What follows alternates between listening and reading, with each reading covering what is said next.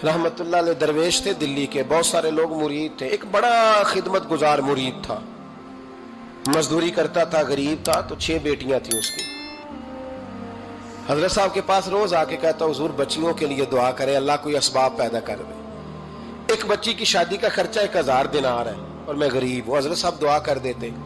खानका शरीफ के थोड़े ही फासले पर, हजरत जहां बैठ के मुरीदों की तरबियत करते थे, उससे थोड़ा ही फासले पर ना एक ईसाई रहता था, बड़ा मालदार था, बड़ी सारे ऊंट, गायें, भेड़, बकरियां रखी हुई थी और हजरत शरफुद्दीन रहमतुल्लाह अलैह की बड़ी मुखालफत करता था। और ये जो आपका गरीब मुरीद था, ये उसका पड़ोसी था। एक दिन बुला के ना उनको कहने लगा कि तू किधर जाके जो है वो टकरे मार रहा है, वहां से कुछ नहीं मिलने वाला। वो तुझे क्या देंगे जिनकी खानका खुद चंदे पे चलती है, मदरसा चंदे पे चलता है, मस्जिद चंदे पे चलती है, तेरी बेटी का मामला कहां हल होगा? तो उस दरवेश ने कहा कि तू मेरे पीर को नहीं जानता, तू अजय मेरा महबूब नहीं डिठा, तो पता नहीं ना, तू इस रस्ते का मुसाफिर नहीं, तू नहीं जानता, उनका बस चले ना तो वो हर कीमत में मेरी बेटियों की शादी करा दे। अब वो ईसाई था, कहने लगा अच्छा चलो ठीक है, अगर इतनी बात है ना तो जाओ उनसे जाके कह दो कि 6 साल के लिए मेरे साथ मुआहदा कर लें, तो मेरे जानवरों को चारा डाल दिया करे, 6 साल ड्यूटी करे, मैं 6000 दिनार दे देता हूं। वो मेरे साथ 6 साल मेरे जानवरों को चारा डाले, रखते हैं ना आप चारा डालने के लिए, एडवांस पैसे दे के। अब तो लोग उन्हें भी गुलाम ही बना लेते हैं, बड़ी थोड़ी तनख्वाह देते हैं, जुल्म करते हैं, पूरा मुआवजा नहीं देते। हजरत शेख शरफुद्दीन के बारे में वो कहने लगा, जब अपने पीर से जाके कह के मेरे जानवरों को 6 साल चारा डाले, मैं 6000 दे देता हूं, तू जो कहता है हर कीमत पे जाने को तैयार है। उसने जब ये बात की तो मुरीद ने नाराज हो गया, वो लड़ाई हो गई, गिरबान पकड़ लिया, झगड़ा हुआ, बात बड़ी दूर गई। इस तरह की बात करता मेरे हजरत के बारे में, तेरे जैसे कई मैं वहां काम पे रखा दूं। जब वो बड़ी बहस हुई, बात मोहल्ले में, इलाके में फैल गई, दुनिया ने सुन ली, तो शेख शरफुद्दीन तक भी पहुंच गई। इस तरह झगड़ा हुआ है। लोग सो गए इशा की नमाज के बाद। हजरत साहब ने ना सर पे कपड़ा लिया, उस ईसाई के दरवाजे पे दस्तक दी, वो बाहर आया, फरमाने लगे लोग तो सोच समझ के मुलाजम रखते हैं, तूने भी तो सोच ही लिया होगा, तभी तो मुझे ऑफर की है। तू अपनी ऑफर पे कायम है? वाकई मुझे रख लेगा और 6000 दिनार दे देगा? कहने लगा जा बाबा काम कर अपना। फरमाया नहीं, तूने इतने लोगों में बात की, इतनी बहस हुई, तो कायम है? कहने लगा मैं तो कायम हूं, पर आपने नहीं कायम रहना। फरमाया मैं सोच समझ के आया हूं। उसने कहा आप ड्यूटी करेंगे, भैंसों को चारा डालेंगे? फरमाया एक शर्त, बस जब अजान हो जाए ना तो मुझे रब की नमाज पढ़ने की इजाजत दे देना, बाकी सुबह शाम जो तू कहेगा। अगर उस गरीब की बेटियां ब्याही जाए तो मुझे और क्या चाहिए? उसकी 6 बेटियों का बोझ है उसके सर पे, तू मुझे रख ले। अल्लाह अकबर। वो कहने लगा चले पे मेरे साथ खते बंदगी कर ले। आजकल हम स्टाम करते हैं, उस जमाने में खते बंदगी होता था, गुलामी का खत, काजी शहर के पास, यानी उसका ख्याल था कि चलो स्टाम की बात करूंगा तो भाग जाएंगे। फरमाया चल मैं तैयार हूं। काजी तक गए, तय हो गया, 6000 दिनार दे दिए। हजरत ने मुरीद को बुलाया, फरमाया पुत्र ये ले जा, जा मेरी बेटियों को रवाना कर दे। कहने लगा हुजूर ये क्या कर रहे हो आप, कुछ सोचे? फरमाया यार जब तुझे बेटा बना लिया तो फिर मेरी पोतियां तो लगती हैं ना, मेरा हक तो बनता है ना, जा जाके ड्यूटी कर, उनको ब्याह दे। बात फैल गई। बादशाह भी अकीदतमंद था, वो 12000 दिनार लेके पहुंचा।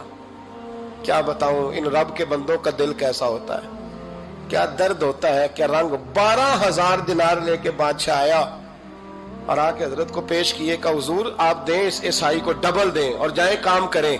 आप फरमाने लगे तू पैसे दे, शर्तें ना लगा, मेरा जहां दिल करेगा मैं खर्च करूंगा।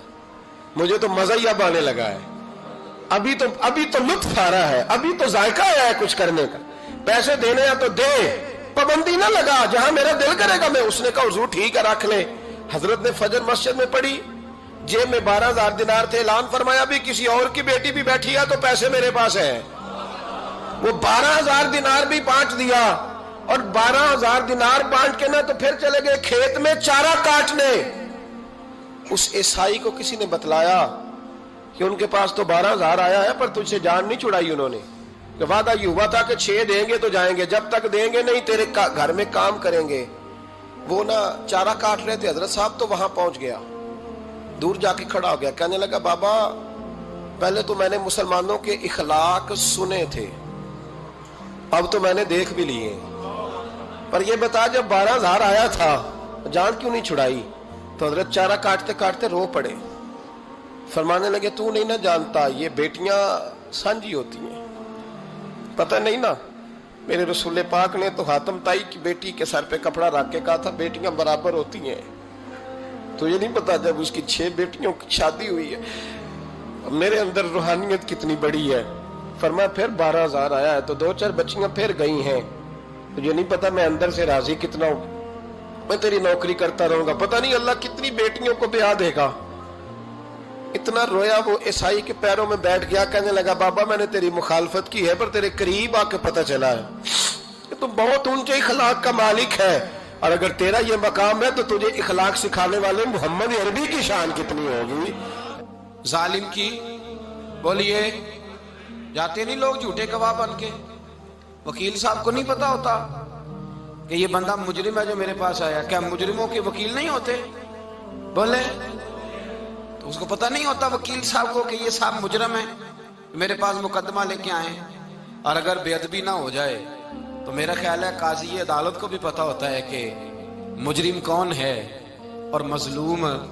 میرے نبی پاک صلی اللہ علیہ وسلم نے اس قدر زیادہ سختی فرمائی اس مسئلے میں، فرمایا جس کو پتا تھا کہ فلاں آدمی ظالم ہے، ظلم کر رہا، پھر وہ ظالم کا گواہ بنا یا اس نے ظالم کی مدد کی، کتنی کی؟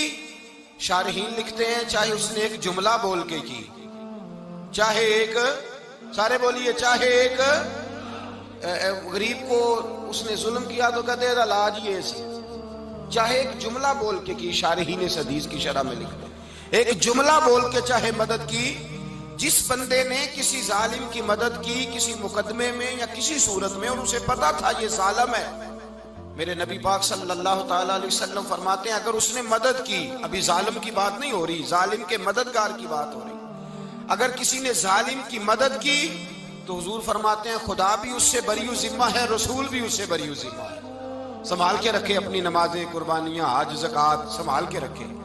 اگر ظالموں کا مددگار ہے، الیکشن آ لینے دے، آپ کو نظر آ جائے گا کون کون ظالموں کا مددگار ہے، نظر آ جائے گا۔ اپنی جیب سے لوگ پیسے دے کے ظالموں کی مدد کریں گے، ان کے فلیکس چھپوائیں گے، بورڈ لگوائیں گے، جیبوں سے پیسے دے کے۔ ہم نے خود آگ لگائی ہے چمن میں اپنے، بے سبب گردشی ایام کو الزام نہ دو، ہم نے خود نور کا ظلمت سے کیا ہے سودا، کر کے توہین سحر شام کو الزام نہ دو۔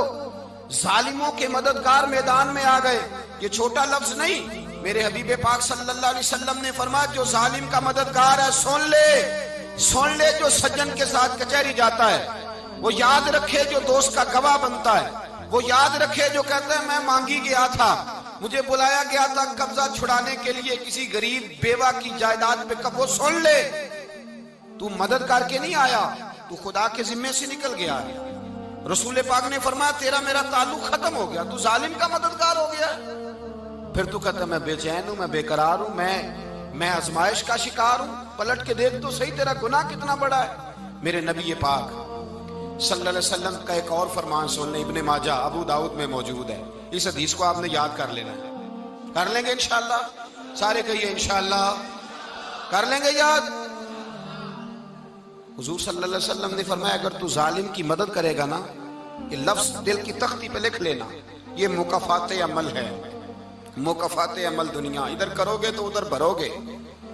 فرمایا اگر تو کسی ظالم کی مدد کرے گا، سن لے حضور کا فرمان ہے، اگر تو ابن ماجہ ابو داؤد سیاہ میں موجود ہے، فرمایا اگر تو کسی ظالم کی مدد کرے گا تو رب تعالیٰ مرنے سے پہلے تیرے اوپر بھی ظالم کو مسلط کر دے گا، تیرے اوپر بھی ایک دفعہ ظلم ضرور ہوگا اگر تو ظالم کی، وہ کسی صورت میں بھی ہو سکتا ہے، کسی صورت میں بھی تیرا بیٹا ہی اٹھ کے ظلم کر دے گا، تو الجھ جائے گا، کسی نہ کسی جگہ تیرے لیے تباہی کا سامان ہوگا، تیرے اوپر ظلم ہوگا، اس لیے کہ تو ظالموں کا مددگار ہے۔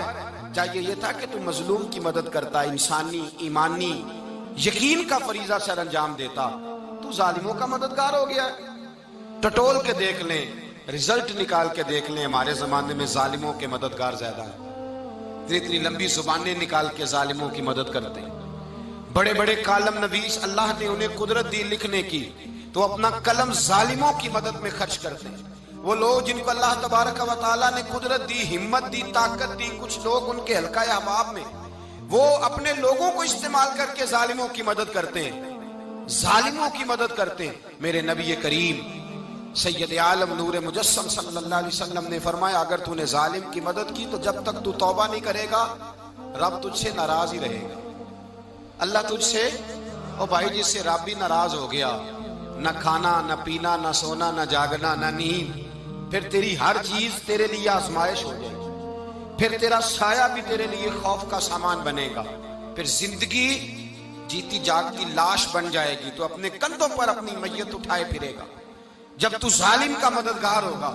اور نبی پاک صلی اللہ علیہ وسلم نے فرمایا، ظالموں کا مددگار بھی ظالم ہوتا ہے، ظالموں کا مددگار بھی، سارے بولے ظالموں کا مددگار بھی نہیں، کو نہیں، آپ سارے نہیں بولے، ایک دفعہ بولے ظالموں کا مددگار بھی، پکی بات ہے، ظالموں کا مددگار بھی۔ اللہ اکبر، جس کا یارانہ ہو، جس کا دوستانہ ہو، جو کہے میں نے نا اس کو اوکھے ویلے کے لیے ظالم کو یاد رکھا ہوا ہے۔ کبھی مشکل میں رکھے نہیں ہوئے لوگوں نے ظالم دوست، کہتے میں نے رکھے ہوئے ہیں، بلکہ ہمارے دیہات میں تو کہتے ہیں میں نے بازو بنائے ہوئے ہیں۔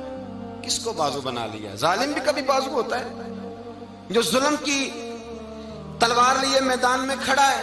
قارون، حامان، فرعون، نمرود کا حال نہیں لوگوں نے دیکھا؟ اپنے زمانے میں آپ نے کتنے لوگ نہیں دیکھے جن کے سائے سے، آواز سے لوگ کانپتے تھے؟ پھر پولیس کی گاڑیوں میں وہ اس طرح مردہ پڑے کہ دنیا نے تماشا دیکھا ان کا۔ یہ رنگ ہم نے دیکھے نہیں اپنے آنکھوں سے۔ فرمایا ظالم کا مددگار بھی، جو کار میں بٹھا کے لے کے گیا وہ بھی ظالم، جس نے چائے پلائی وہ بھی، جس شخص نے کھانا کھلایا وہ بھی، جو کچہری تک ساتھ گیا وہ بھی، جس نے فلیکس کے نیچے، بڑے شرابی کے نیچے چھوٹی اپنی فوٹو لگائی وہ بھی، جو ووٹ کی پرچی ڈالنے گیا وہ بھی۔ کہہ دینا باہر نکل کے کہ حضرت صاحب نے سیاسی تقریر کی ہے، کہہ دینا، پر بات تو سچی ہے نا۔ خو کرے ہم تو سے تھوڑا سا گلا بھی سن لے، خو کرے ہم تو سے تھوڑا سا بھی گلا۔ امام مالک کے پاس ایک بندہ آیا، اس نے کہا حضور میں درزی ہوں، ایک ظالم بادشاہ مجھ سے کپڑے سلواتا ہے، میں تو ظالموں کا مددگار نہیں نا۔ ایک ظالم بادشاہ مجھ سے، حضور میں تو مددگار نہیں نا ظالموں کا، جو فرمایا ظالموں کا مددگار بھی ظالم ہوتا ہے، تو کپڑے لے کے آتا ہے میں سی کے دے دیتا ہوں، ذمہ داری نہیں۔ یہ ایک آدمی دکاندار ہے، اس سے کوئی بندہ چیز خریدنے آئے گا تو تھوڑی کہے گا میں نے نہیں دینی، تو دے گا۔ کوئی بندہ اگر کسی شخص سے کوئی کام کہتا ہے جو اس کی فیلڈ ہے، اس کا شعبہ ہے، اس کا معاش کا وہ سلسلہ ہے، کہتے ہیں یا رسول اللہ صلی اللہ علیہ وسلم ظالموں کا مددگار بھی ظالم، حضور نے فرما دیا۔ تو امام مالک سے بندے نے مسئلہ پوچھا، دل کی تختی پہ لکھنے والی باتیں ہیں، کہا حضور میں درزی ہوں، ظالم کپڑے سلواتے ہیں، میں تو مددگار نہیں نا۔ امام صاحب کہنے لگے نہیں، مددگار تو وہ ہوگا جو تجھے سوئی دھاگا فراہم کرے گا، تو پورے کپڑے سی کے دیتا ہے، تو خود بہت بڑا ظالم ہے، تو پورے سوٹ سی کے دیتا ہے، تو بہت بڑا ظالم خود ہے۔ مددگار تو وہ ہوگا جو تجھے دھاگا دے گا، جو تجھے بٹن دے گا، جو تجھے نلکی دے گا، جو ظالم سے اتنی نفرت ظلم کر کے بندہ ہے۔ یہاں تو ہمارے زمانے میں ہیرو بن جاتے ہیں لوگ، ظالم ہیرو ہے، لوگ اس سے ڈرتے پھرتے ہیں، گھومتے پھرتے ہیں، اور بہت سارے کم مزاج لوگ اس کے پیچھے ہاتھ باندھ کے پھرتے ہیں۔ ظالموں کی مدد کرنا، ظالموں کے ساتھ رہنا، یہ ظلم ہے، ظلم، یہ زیادتی ہے۔ میرے نبی پاک صلی اللہ تعالی علیہ وآلہ وسلم نے ارشاد فرمایا، یاد رکھو رب فرماتا ہے میں مظلوم کی مدد ضرور کروں گا، چاہے جلدی کروں چاہے دیر سے کروں، میں مظلوم کی مدد۔ اور حضور صلی اللہ علیہ وسلم نے فرمایا ہے، حضرت معاذ بن جبل کہتے ہیں حضور نے مجھے یمن کا گورنر بنایا، جب میں جانے لگا نا تو حضور نے بڑی نصیحتیں کی، بخاری میں موجود ہے، فرماتے ہیں جب میں پلٹنے لگا تو میرے رسول نے فرمایا معاذ ایک منٹ ٹھہر جا، ایک بات میری یاد رکھنا، اس کو نہ بھولنا۔ کہا حضور کیا؟ فرمایا دیکھنا کسی پہ ظلم نہ کر بیٹھنا، کہیں تجھ سے زیادتی نہ ہو جائے۔ محبوبہ پھر حضور نے فرمایا سن میرے معاذ، میں تجھے گورنر بنا رہا ہوں، زیادتی نہ کر بیٹھنا۔ یا رسول اللہ صلی اللہ علیہ وسلم کیا ہوتا ہے؟ تو میرے کریم نے فرمایا جب مظلوم دعا کے لیے ہاتھ اٹھاتا ہے تو عرش کا مالک کہتا ہے فرشتوں پیچھے ہٹ جاؤ، عرش کا مالک کہتا ہے فرشتوں پیچھے ہٹ جاؤ۔